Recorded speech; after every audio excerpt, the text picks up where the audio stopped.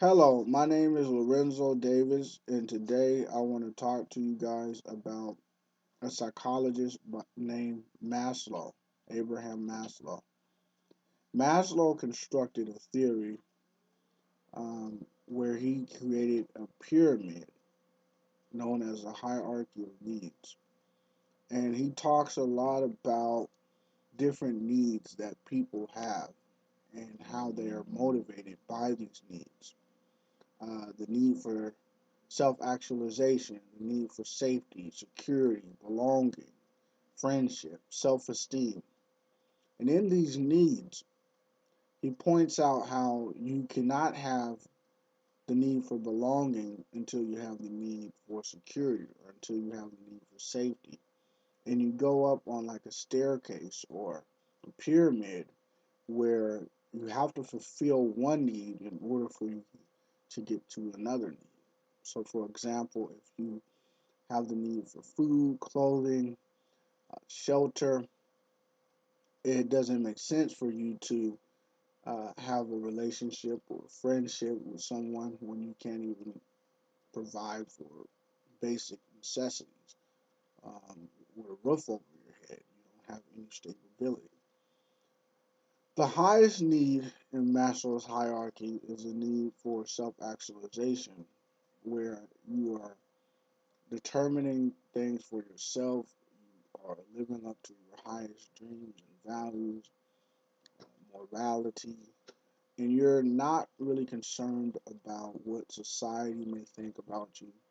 You're non-conforming, and you have reached a state where you're at peace with yourself. And it is a high stage, which Maslow says that very few people ever obtain in their lifetime. You will find Maslow's hierarchy of need in a variety of academic contexts: business schools, psychology books, self help books, religious literature. You would also find him in philosophy literature. Maslow has made considerable contributions to research, to applied research, and to the development of other theories that came after Maslow's theory. But one of the things that I've noticed is that I haven't found that many critiques on Maslow's theory. It seems like that his hierarchy is usually assumed under normal conditions. But there is a book that I've read by Dr. Viktor Frankl. He wrote a book called Man's Search for Meaning.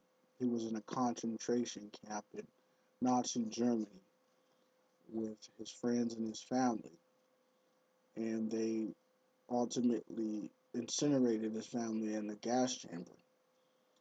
Dr. Viktor Frankl was a psychiatrist, and he came up with a theory called ego theory. And what he found was that the people who survived and made it through those harsh conditions, that genocide, was those who had the most hope, the most meaning in their lives, the ultimate purpose to one day be reunited with their friends and family.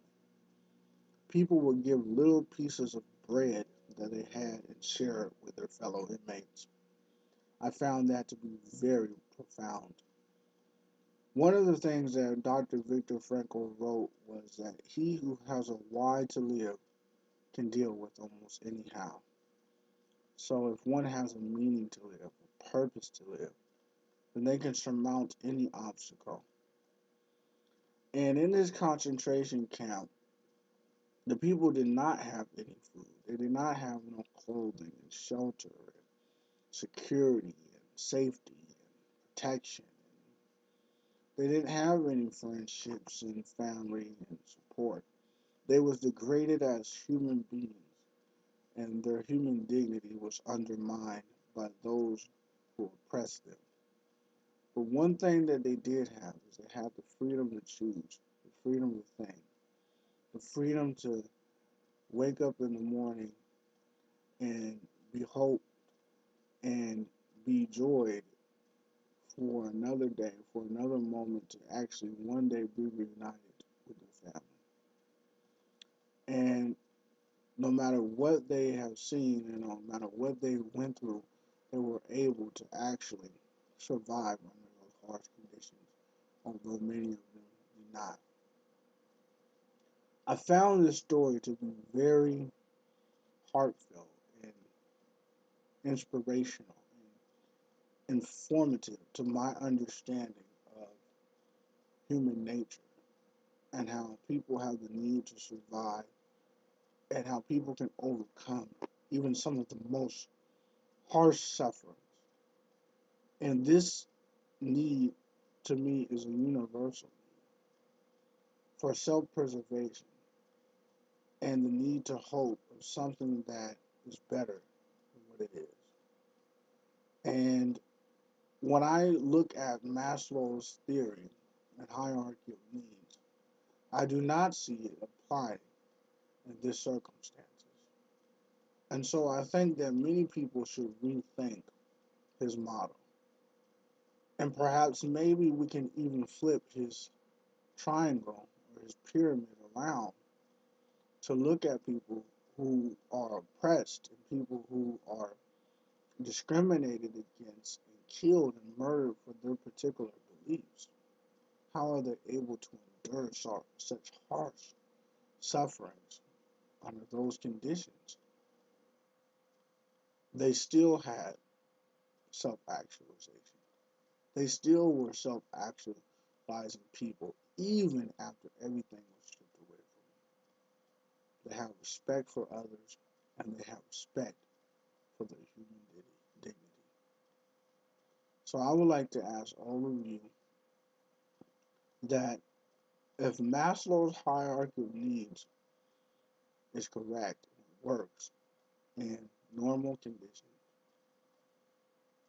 how would you actually apply it to those who are suffering the most in our society? Those who are stripped away from all their liberties, all their freedoms, all their hopes, and all those dreams. Can they still become self actualizing people? Can they still make a choice even under a stage of imprisonment?